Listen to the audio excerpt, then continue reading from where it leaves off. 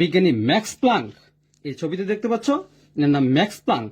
এই max Planck তিনি বলেছিলেন যে আলো তরঙ্গাকার আলো উৎস থেকে আলোর বিকিরণ গুচ্ছে গুচ্ছে, খণ্ডে খণ্ডে বা প্যাকেটে প্যাকেটে, প্যাকেট আকারে নিঃসৃত হয়। প্যাকেট, তরঙ্গের প্যাকেট আকারে আলো আসে গুচ্ছে গুচ্ছে। আলোর বিকিরণটা এরকম হয় এবং প্রত্যেকটি প্যাকেটে এর মধ্যে এনার্জির পরিমাণ, প্রত্যেকটি আলোর প্যাকেটকে বলা হয় কোয়ান্টা বা ফোটন। প্রত্যেকটি ফোটনকে বলা হচ্ছে প্রত্যেকটি কোয়ান্টা বা ফোটন, প্রত্যেকটি ফোটনের মধ্যে সঞ্চিত শক্তির পরিমাণ হচ্ছে ওই ফোটনের কম্পাঙ্কের সমানুপাতিক। অর্থাৎ কম্পাঙ্ক যদি নিউ হয় তাহলে ই ইজ প্রপোর্শনাল টু নিউ, বা E equal to S new. S হচ্ছে প্লাঙ্ক কনস্ট্যান্ট, তাহলে এস নিউ পরিমাণ শক্তি নিয়ে এক একটি ফোটন আসে। তো এটি ছিল ম্যাক্স প্লাঙ্কের আলোর কোয়ান্টাম তত্ত্ব বলা হয় এটিকে। তো পরবর্তীতে এই মতবাদটিকে আবার প্রবলভাবে সমর্থন করেছিলেন বিজ্ঞানী আইনস্টাইন, যেটাকে বলা হয় আধুনিক পদার্থবিদ্যার গুরু। ইনি তার যে বিষয়টির উপরে নোবেল পেয়েছিলেন সেটি হচ্ছে আলোক তড়িৎ ক্রিয়া। বিজ্ঞানী আইনস্টাইন আলোক তড়িৎ ক্রিয়া বা ফটোইলেকট্রিক ইফেক্ট এর উপরে নোবেল পেয়েছিলেন, এবং তিনি এই ফটোইলেকট্রিক ইফেক্ট ব্যাখ্যা করেছেন কোয়ান্টাম তত্ত্ব দিয়ে।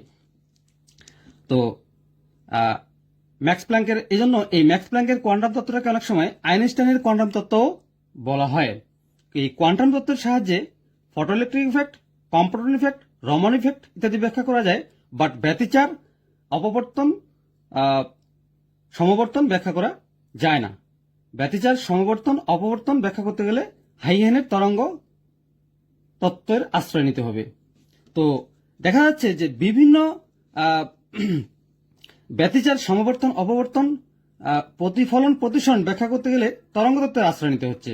আবার আলোর কোয়ান্টাম, আবার ব্ল্যাকবডি রেডিয়েশন কিংবা আলোক তড়িৎ ক্রিয়া কিংবা photo Compton effect, Raman effect, এগুলি ব্যাখ্যা করার জন্য কোয়ান্টাম তত্ত্বের আশ্রয় নিতে হচ্ছে। পরবর্তীতে বিজ্ঞানীরা সর্বসম্মতিক্রমে সিদ্ধান্ত গ্রহণ করেন যে আলোর দ্বৈত সত্তা রয়েছে, অর্থাৎ আলোর কখনো কখনো তরঙ্গ রূপে এবং কখনো কখনো কণা রূপে আচরণ করে।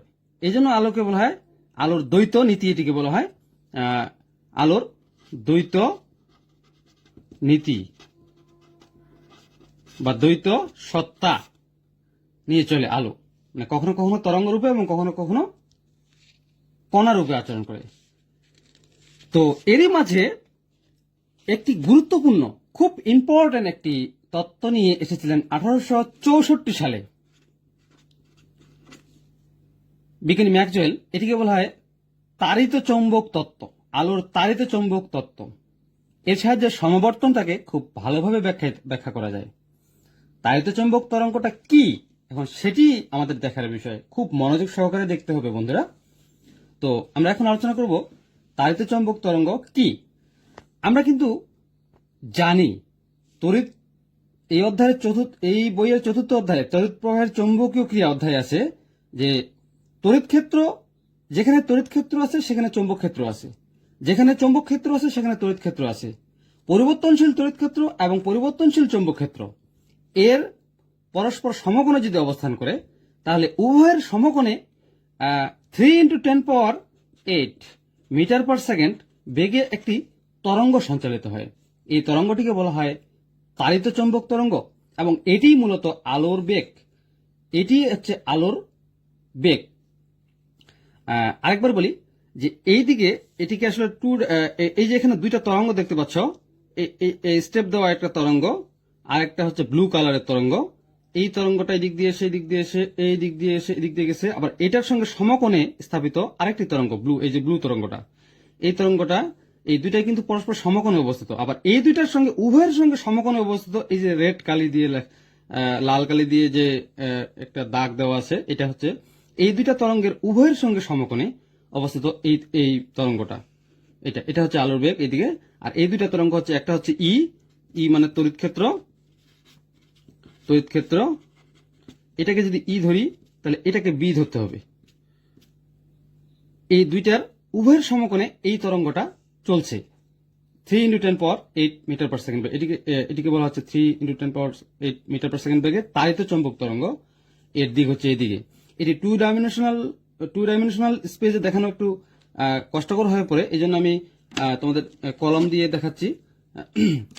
এটি যদি এক্স অ্যাক্সিস হয়, এটি যদি ওয়াই অ্যাক্সিস হয়, এইদিকে যদি ভালো করে দেখো, এইদিকে যদি তোমার বি হয় অর্থাৎ চৌম্বক ক্ষেত্র, এদিকে বি, এদিকে ই তড়িৎ ক্ষেত্র, এই তরঙ্গ যাচ্ছে এইদিকে চৌম্বক ক্ষেত্র আর তড়িৎ ক্ষেত্র যাচ্ছে এইদিকে, তাহলে আলোর বেগ হবে এই দুইটার উভয়ের সঙ্গে সমকোণে। এই যে লাল কলমটা, এই উভয়ের সঙ্গে সমকোণে, ঠিক এরকম। এটা হচ্ছে আলোর বেগ। এই লাল কলমটা দিয়ে আলোর বেগ দেখাচ্ছি। আর ব্লু যে তরঙ্গটা আছে, ব্লু ওয়েভটা, এটা হচ্ছে তোমার এইটা। আর ব্ল্যাক যে তরঙ্গটা আছে সেটা হচ্ছে এটা। তাহলে যদি এরকম হয়, তাহলে এটা আর এটা এই দুইটার উভয়ের সঙ্গে সমকোণে স্থাপিত, এই রেড কলমটা দেখো, তাহলে এটা হচ্ছে আলোর বেগ। আর এটা হচ্ছে একটা চৌম্বক ক্ষেত্র, একটা হচ্ছে তড়িৎ ক্ষেত্র। ক্লিয়ার?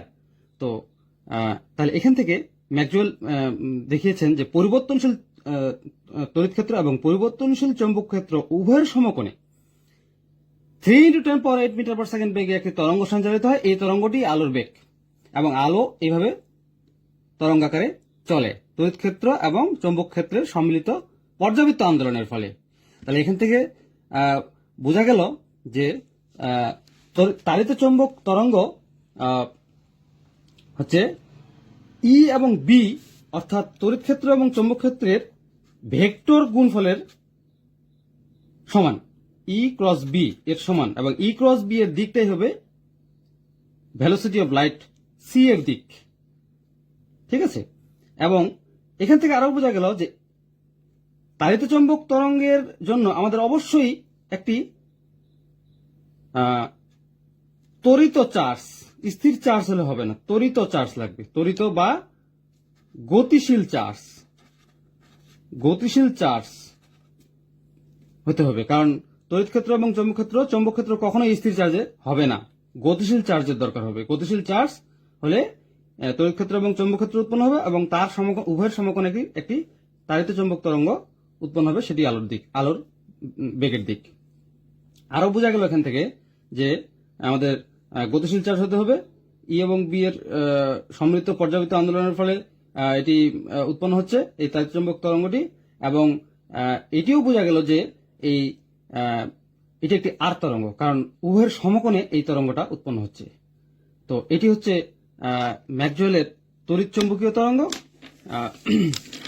আমার মনে হয় যে তোমরা বুঝতে পেরেছ। তাহলে আমরা বুঝলাম সর্বপ্রথম প্লেটোর তত্ত্ব, তারপরে আল হাজারি তত্ত্ব, তারপরে নিউটনের তত্ত্ব, তারপরে হাইগেনের তত্ত্ব, তারপরে ম্যাক্স প্লাঙ্কের তত্ত্ব, তারপরে আইনস্টাইনের তত্ত্ব, তারপরে হচ্ছে এর মাঝে সর্বশেষ ম্যাক্সওয়েলের আলোর তড়িৎ চৌম্বকীয় তত্ত্ব। তো আমার মনে হয় তোমরা বুঝতে পেরেছ। সবাইকে ধন্যবাদ।